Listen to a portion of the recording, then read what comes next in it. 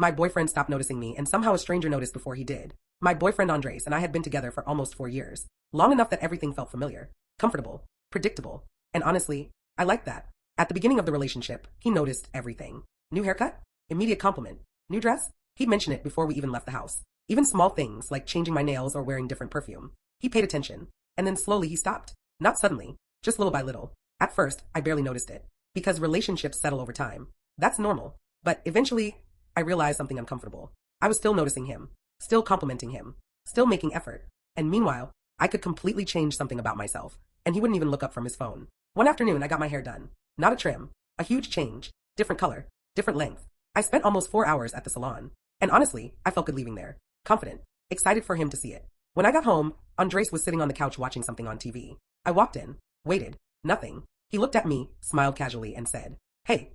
That was it. No reaction. At first, I thought maybe he genuinely hadn't noticed yet. So I waited. An hour passed. Then another. Still nothing. Finally I asked, "Do you notice anything different?" And he looked confused. Actually confused. Then he said, "Oh, your hair."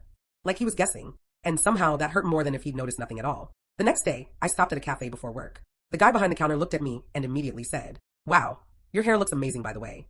Just casually. No hesitation. No prompting. And I remember smiling politely, taking my coffee, then suddenly feeling weirdly emotional in the car afterward. Because it wasn't really about the compliment. It was about realizing a stranger paid more attention to me in 30 seconds than my boyfriend had in months. After that, I started noticing other things too. How distracted he always seemed around me.